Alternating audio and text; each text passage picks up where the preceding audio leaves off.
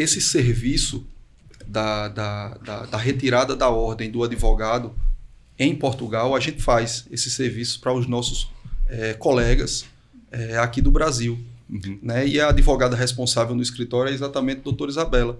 Ela, mais do que ninguém, vai saber falar aqui um pouco como é todo esse processo. Uhum. Né? Os documentos que a gente precisa, alguns detalhes, né? que se precisa para a gente conseguir tirar a ordem do advogado lá em Portugal. Né, Isabela? Na verdade, o processo, a inscrição, ela é muito mais fácil do que parece. Muita gente acha que, porque é Portugal, é outro país, é necessário fazer um exame, é necessário fazer alguma prova. Até o momento, até a data de hoje, não é necessário fazer prova nenhuma.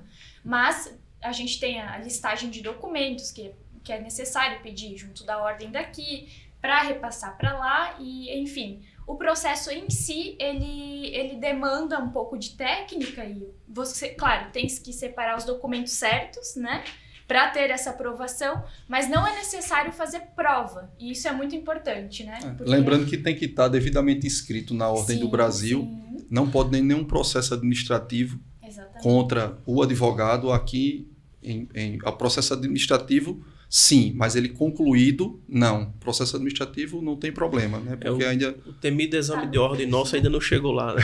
Não, lá não. Lá a gente... Lá tem. Lá Os tem advogados exame. de lá e é muito mais difícil do que o nosso daqui. Exatamente. Mas pra gente, sim, né? Pra gente não, advogar lá sim. não precisa, né?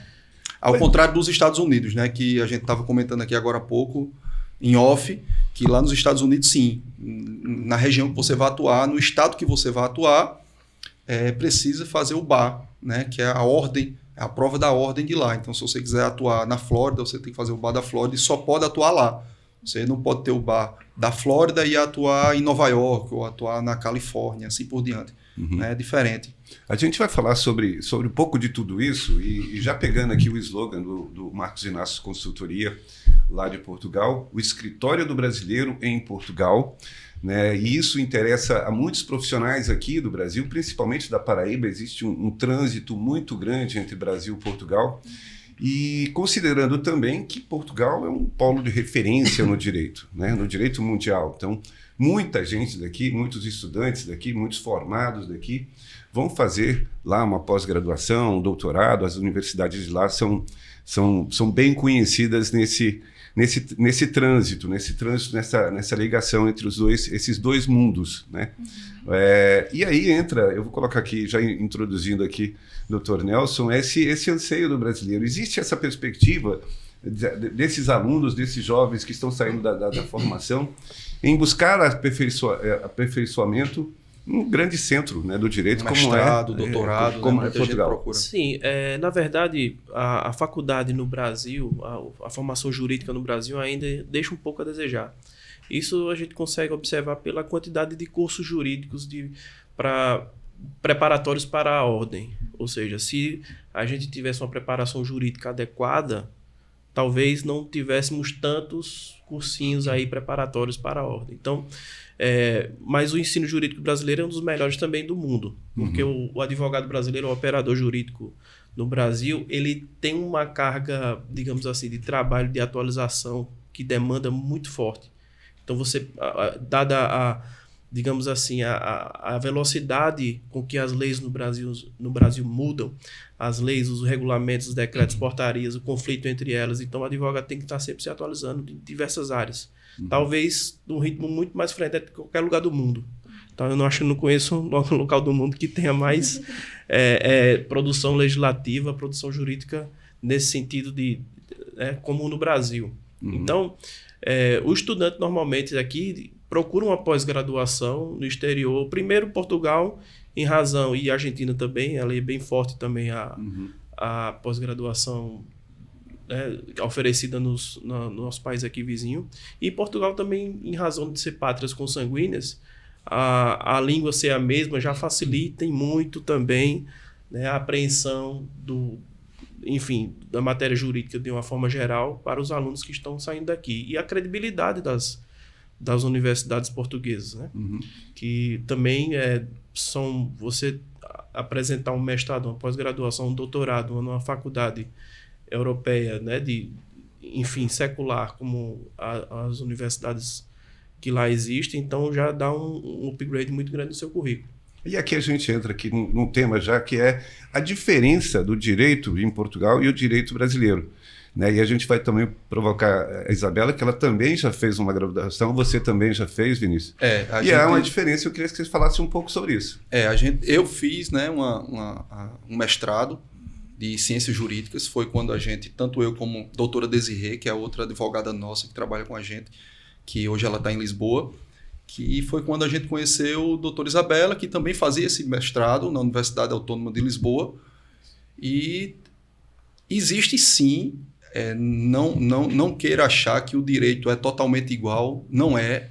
É tanto que a gente, nesse nosso mestrado, a gente viu direito penal, a gente viu direito civil, contratos, e a gente acha que tem muita coisa igual, mas tem muita coisa diferente. Não vá sair daqui achando que você se formou aqui, vai tirar a ordem lá e vai conseguir se inserir no mercado de trabalho com facilidade, vai entender das leis, que não é assim. Lá o sistema jurídico é muito diferente. Lá existe uma arbitragem que é muito forte, né, porque o pessoal evita ir para outros tribunais, porque o processo é caro, o advogado é caro. Né? Aqui na Paraíba a gente não tem esse costume, mas advogado lá é pago por hora, né, hora trabalhada. Então, quanto mais longo o processo, mais altos serão os honorários. Então, assim, não adianta querer sair daqui achando que você não fizer um mestrado, não fizer um doutorado, você não se aprofundar no direito português, você vai chegar lá atuando com facilidade. Não é. De fato, o direito é semelhante. Exato. Mas existem nuances que acabam fazendo toda a diferença no final e que é necessário ser estudado por um advogado, por um jurisconsulto, como eles falam em Portugal. É necessário a pessoa esmiuçar e entender como é que funciona, até porque a cultura é diferente. Então, como o Vinícius falou, a parte de arbitragem lá é muito mais forte do que aqui no Brasil. Pronto. Eu acho que advém isso um pouco da cultura. Não, a gente tem um exemplo aqui,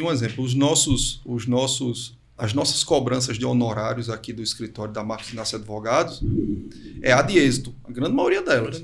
Grande maioria delas. Eu falo aqui, 95% das nossas ações deve ser assim, ou até mais. E lá, isso não pode, é proibido. O A de êxito é proibido. Então, lá você tem que pagar antecipadamente ao advogado. Isso foi uma coisa cultural, né, que a gente teve que mudar totalmente quando chegou lá. E ter que explicar isso ao nosso cliente também. Um exemplo, a gente tem um serviço que é a naturalização portuguesa pela via sefardita, que quando os nossos primeiros clientes que a gente fechou, isso há mais de 2 anos mais ou menos, os clientes achavam, então quer dizer que eu pago os honorários quando sai minha naturalização. Não, aqui é diferente. Aqui a ordem proíbe esse tipo de contrato. Por uma parte é bom, mas a gente aprendeu a cobrar antecipadamente, coisa que a gente não faz aqui. Um exemplo, a gente no mercado previdenciário mesmo... Isso parte da cultura também da valorização da classe, da advocacia, que ainda é uma conquista. Isso é uma coisa que se conquista em razão também de inúmeros fatores sociais. Nós vivemos num país subdesenvolvido, pessoas que não têm sequer identidade, pasmem, a gente ainda encontra hoje pessoas que não têm um documento de RG, não tem CPF. Como é que você ajuiza uma ação que a pessoa nem existe assim oficialmente? Então tem dificuldades próprias de um país subdesenvolvido que nos leva também a essas conclusões, essas engenhosidades que a gente precisa para poder advogar. E, por exemplo, o cliente que está previdenciarista, quando você atua nessa área e vai pedir um benefício de um salário mínimo, a pessoa ali está pedindo um mínimo existencial.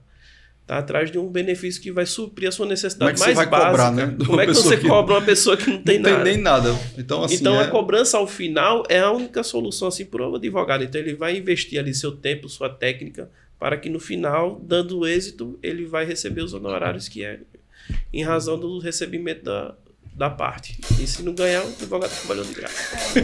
Pessoal, gostou desse corte? Se inscreve no canal, curte, compartilha. Quiser ver o vídeo na íntegra, clica aqui no card.